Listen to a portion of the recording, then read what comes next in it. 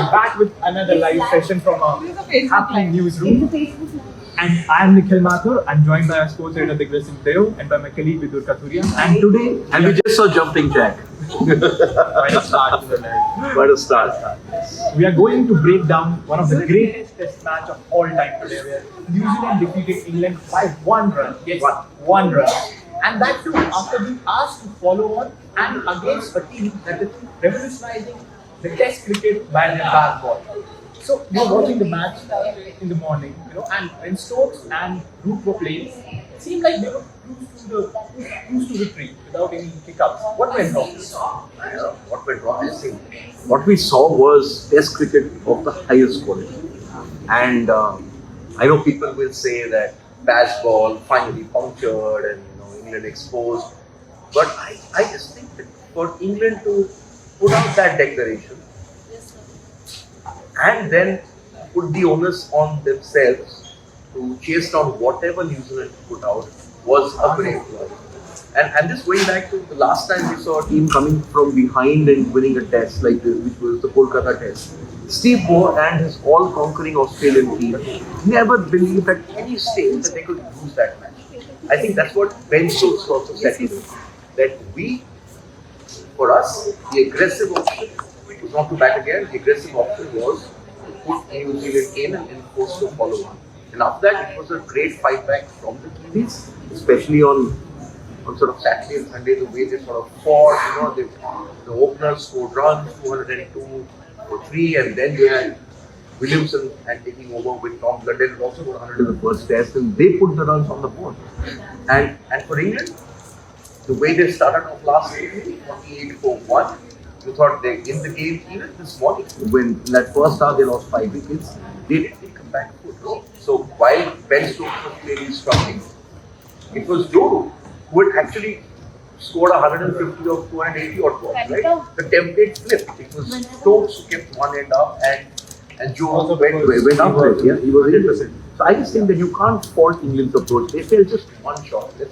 Let's face it, there was a time when Jack Leach was batting with Ben Fox and there were 50 odd to get with just 2 wickets left. You thought England had won this, but no, went down just 1 hit away. I'm telling you, it was so unlucky because I saw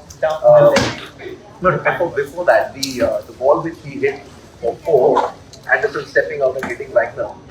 And then you think it's the game's in the bag. But that's test cricket at its best, And what we've seen is one of the greatest test matches of all time. Does it beat the drama of? I don't remember heading there. I've just read about the bottom test, but I do remember the drama of the Kolkata test, and I think the Kolkata test also received that its fair share of claims of being the greatest test of all time because of the way India was wiped out and then coming back. Because of where Australia was. Where Australia was, where it was 16 in a row. So I just take great advocacy for testing. Credit to New Zealand bowlers as well. They put in a great performance. How did they performance? Because they came back well, never lost the whole. Firstly again. And Oishi has joined us on a live giving us sweets. Is it because England lost the test match? We're live, by the way. So sure. No, that's not. New Zealand has beaten England, so we are celebrating thanks to Oishi. Oishi, we'll finish our live in English. Thank you. Yeah. That was it. So I think firstly that you didn't watch. You need to put something there. Conversation is about India. Yes. The conversation is still how the teams started to do this kind of match. It's almost the way to approach Indian Audio ठीक आ रहा है? Well, when you talk about the approach, Vidur, 80 for 5, you would see the old English team. Let's forget, last year, this phase, England had won 1 test in 17. There is a laughing stock of winning. 80 for 5, you think that they're going to go back to that old format, try to sort of play out and take it to the end and see where it goes. But no, Joe Root came on an attack. I think that's the approach. Yes, they fell short by just 1 run, coming back to that, 1 run. But the way they approached it is actually, as you said, everyone's talking about England. It's going into the Ashes. Everyone's going to be looking over their shoulder and wondering, what does this England team do in the Ashes at home? Because the crowd's going to be behind you. that first test match happens at Lord's, Headingley, your Trent Bridge, the Oval. It's going to be massive, and Australia will be under a lot of pressure, especially after what's happening in India. Also, like, coming back to India, I think there is that belief that they can win the test now. Yeah, I mean, From any situation, yes. Exactly. And James Anderson. what a shot! They won backward. Almost hit. They won by the fairest of margins as it's going by. But there is that belief that they can win the main. Anyone can come out and I think that is the change that Brendan McCullum and Ben Stokes have really brought to this camp. There will be tougher tests ahead, but every test that they are facing till now, of course, this One defeat, right? South Africa. One defeat. Before this, one defeat. Yeah. And there is an acknowledgement from Ben Stokes and Brendan McCullum that they are really along with you. They're not afraid of losing a match. Exactly. And they go for a win. You know what was the defining moment of this match at the end for me? When you lose a game like this, go back and I don't know if you remember the 2005 Ashes series, where England beat Australia by 2 runs. And the defining moment for me from that Test match is Flintoff with his arm around Brett Lee, who's 45 not out. Yes. Yeah. This game, Anderson walks back with a huge grin on his face. Yeah. That for me was very Exactly. And there is sort of almost Ben Stokes said it's just a pleasure being part of a test match like this. So there is almost no, of course there is disappointment, but just more of an honor and pleasure from their side of being a test match like this. So there's so much joy in the way that England play test cricket now. I think that is the shift. And compare it to last year, same time, March, when they lost in the West Indies, it was like funeral. Oh, it was like a funeral. Then the times were out, and it was. Who would have believed that England would have gone in the space of 10 months from being the laughing stock of Test cricket to the best team right now? They're the best team in Test cricket. And you want to watch them play. And it's very rare to use the term like revolution for just 10 months because they're changing the game so quickly. But we have to give credit to New Zealand. You know, they won the World Test Championships and things haven't gone down well for them. I don't think they have won a single test match, like test series after winning the Test Championship. But you know how important was Tim Southee 73, which he played in the 74, which he played. You know, that also played a crucial role. And a fact for you guys, you know, he's the second, among the active cricketers, he has the second most number of sixes in test. Would you believe that? Number 1 is Ben Stokes, but second is Tim Southee. This before we get to this, I just remember something and we should bring it up. When you talk of England's approach, do you think that Ben Foakes made a mistake? Because Jack Leach was at the other end. There were so many singles he turned down. In the overall scheme of things, when it comes down to just that 1 run or a 2 run margin, how many singles he did take? I mean, when we're talking of an aggressive approach, is that a defensive approach?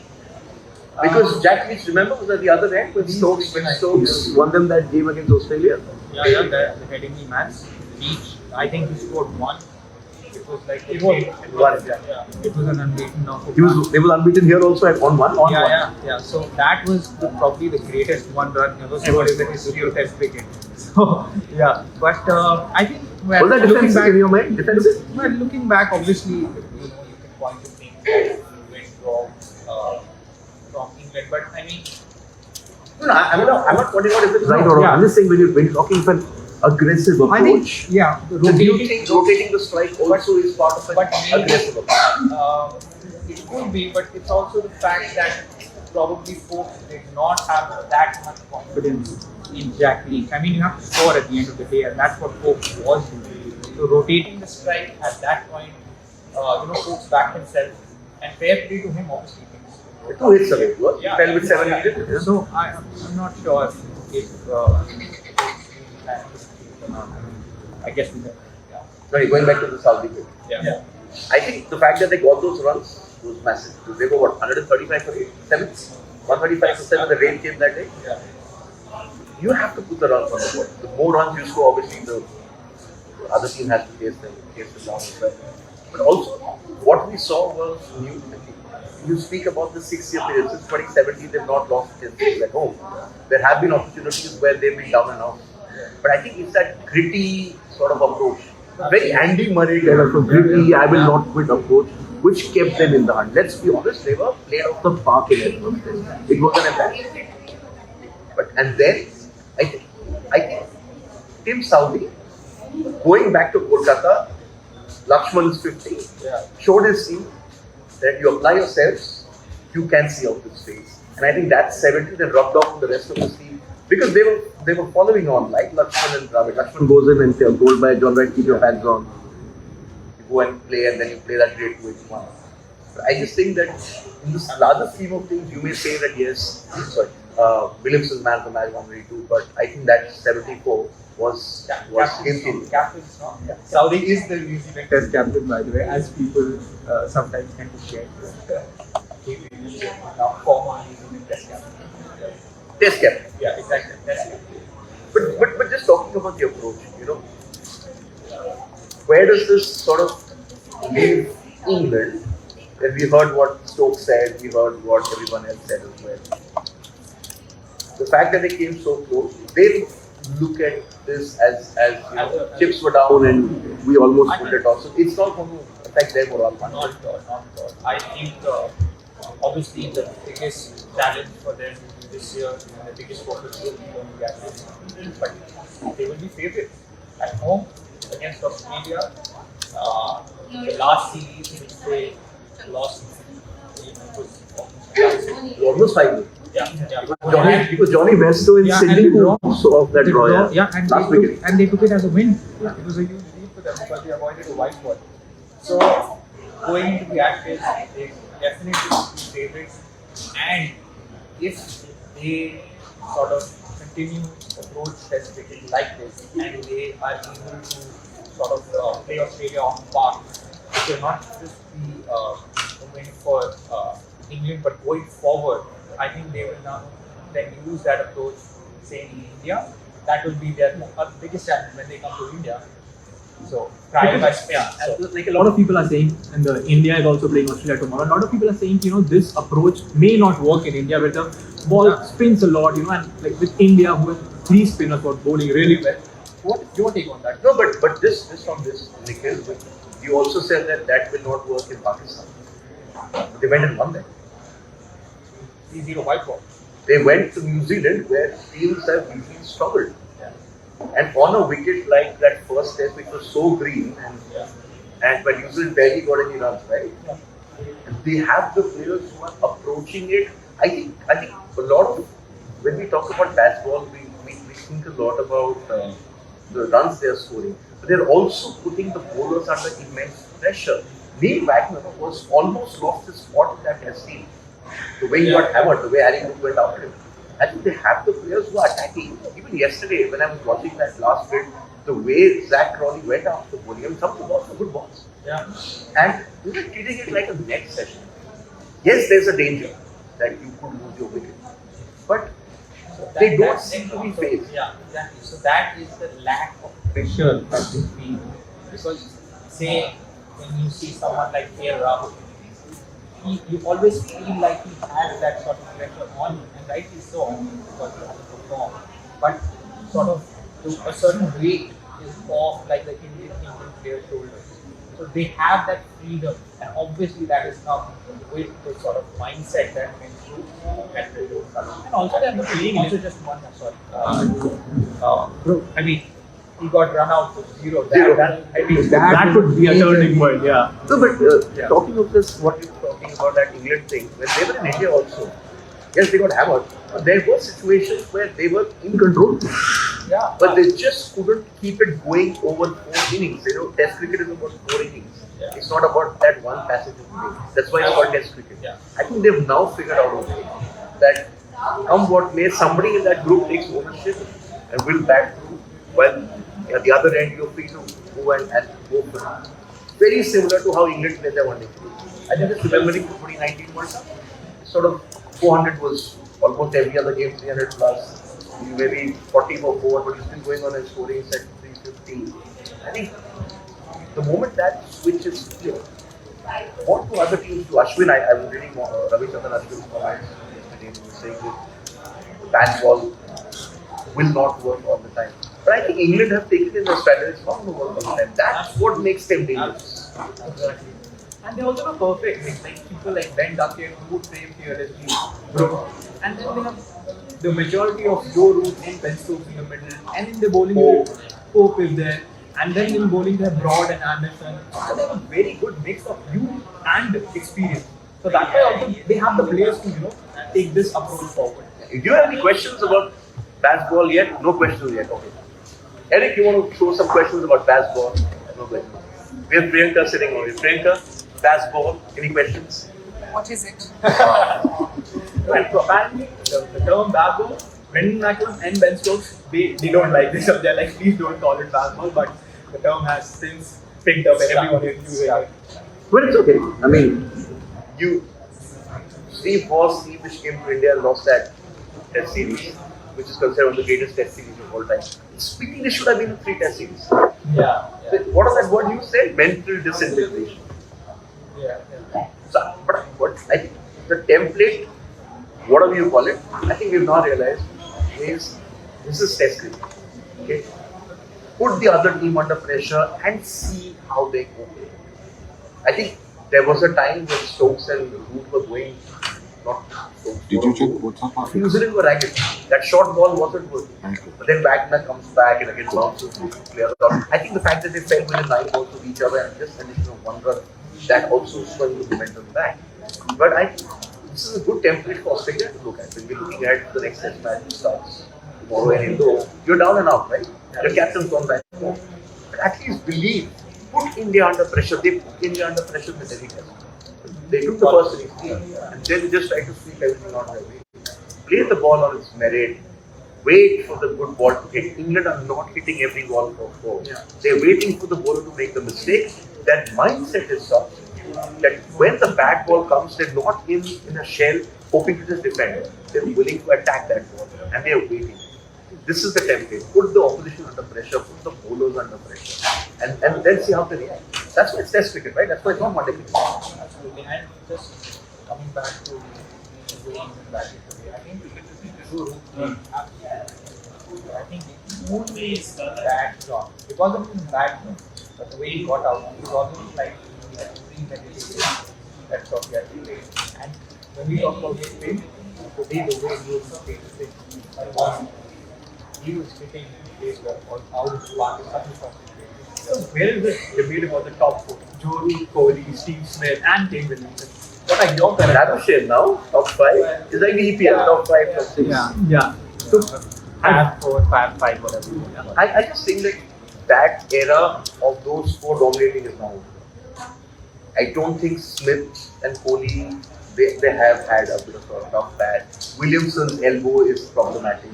When Williams spoke about New Zealand having a very up and down run since that World Test Championship, also because he's barely played.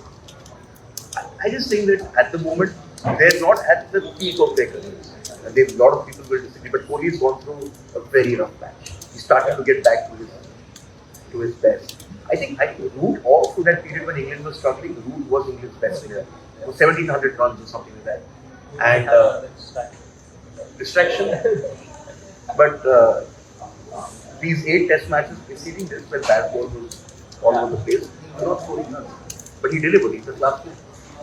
So I think that debate on those top 4 or 5 is I don't think it's valid, right? Maybe people like Harry Brooks and are taking. I think Brooke is the next big thing in cricket. Absolutely. The way he played and sort of courage he showed in that first test. Yeah, when around 99 or something, like the few test matches that he played. What happens to this? He didn't face the ball. He got run out. So that won't count, right? If the average is low. I'm not sure. We'll have to check that. But coming back to the way he's batted since January 2022, I think in terms of tests, 21. That entire period where they were. So I think when it comes to tests, as of now, if you want to get into that debate, And Labuschagne, I think top 2 players right now. Top 2 players right now. Steve Smith overall as I predicted in the last time also that he scored. I still think he scored a century in his test. sensational overall cricket player is the best test batter in this current generation because purely he scored runs everywhere and his average is almost 60. And also crucial runs when his team is injured. You know, when remember the Ashes series when he came back and after that Bradbury. Smith series. But would you call this? Because I remember Headingley was the Boston test, Kolkata was the Lakshman test. Can this be called the Williamson test?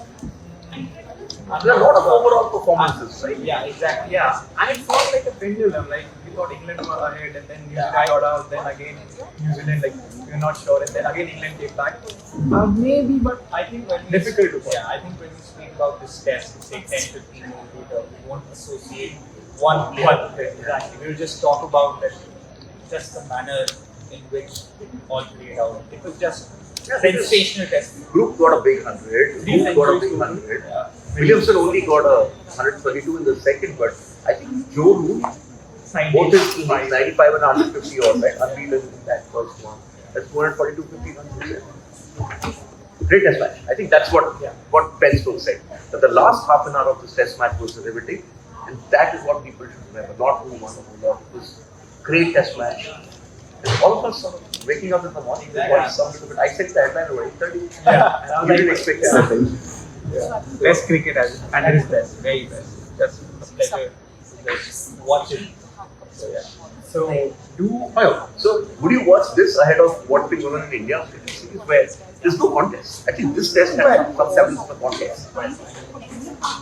That's probably unfair, but because this was literally the most sort of engaging test match you can ever see. That has not been the case, although there have been very intriguing sessions in the Australia test match, but not at this level of, and almost now because the series, if Australia actually can come back in the third test, then it would just completely change the nature of the series. I think that they have it in them to do what India did post Adelaide. Sort of that we won't give up, that mongrel mentality, Steve Smith back, with backs against the wall, Hazelwood gone home, Cummins not there, Ashton Agar gone home, Warner home, Stark injured, Cameron Green, we don't know what his situation is. Performances from the big players, Steve Smith and non-partisan. They're the ones, Smith in particular, who has actually loved playing before this. I don't think he played a test. Smith really has to step up and score big runs. But also, when people go back to that first test match, the way those two played after Warner and Pawaja went out, that one part. that session, They controlled. you didn't feel like they were struggling. I think Pawaja is again a big player. He scored runs last night. So, I think that's it. I think we can wrap it. And due tune into our show at 6:30 p.m. IST. We have FIFA's best awards. Messi, Alexia Putellas. We have a detailed report with all the glittering ceremony in Paris. We have a report on that. And also, FIFA as usual gets something wrong. The best goalkeeper in the world doesn't make the FIFA Pro list. That happened before as well. It happened before. I think Mendy. Mendy. I think it was Mendy. Mendy or Edison, one of them. One won the award and then didn't make the team. They want to keep both the keepers happy. So probably like you take the award, you take the best 11. So that and much more on our show. Thanks for tuning in.